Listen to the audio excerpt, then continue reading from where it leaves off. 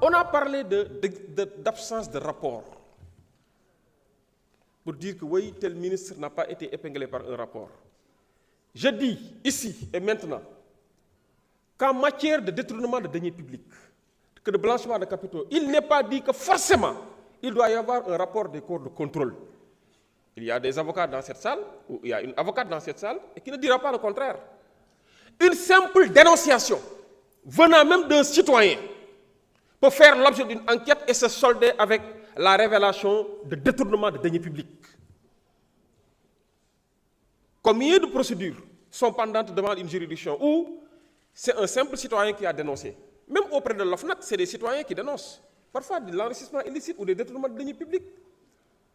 Des fois, c'est l'agence judiciaire qui porte plainte après avoir reçu une dénonciation. Les corps de contrôle, c'est autre chose.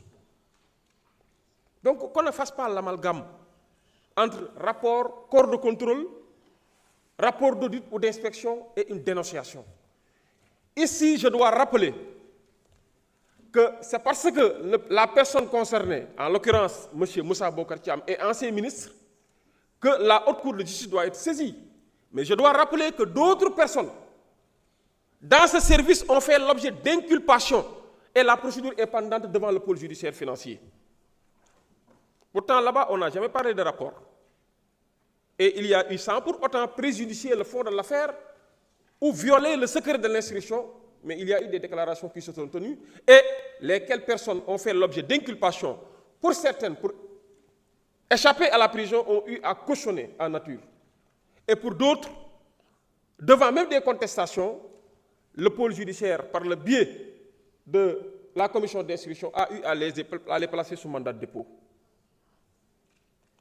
Ils ont la liberté ou le droit de solliciter la liberté provisoire à toute étape de la procédure. C'est leur droit et la justice appréciera.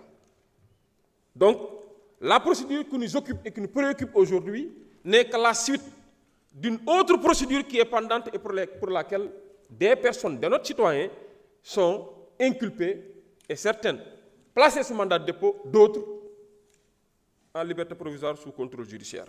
Donc, qu'on ne fasse pas cet amalgame. On n'a pas besoin ici d'un rapport, une simple dénonciation, suivie d'une enquête, et je précise bien que c'est une enquête de la section de recherche. Des investigations ont été menées, des rapports d'expertise, des sachants ont été requis pour apporter leur concours par rapport à cette situation. Et effectivement, ces rapports existent. Je pense qu'on en a discuté en commission, on m'a interpellé, j'ai même sorti les rapports, j'ai même donné des références, l'auteur de ces rapports, qui ont été en bonne et due forme. Alors, sur ce point, je pense que j'ai été clair. Il n'y a pas de violation. La présomption d'innocence est observée de rigueur lors des travaux en commission. On a rappelé les principes. L'Assemblée nationale n'est pas une juridiction et ne devrait pas constituer un obstacle à ce que la justice soit rendue. Je pense qu'au nom de la reddition des comptes, au nom de la bonne gouvernance et de la transparence, c'est de l'intérêt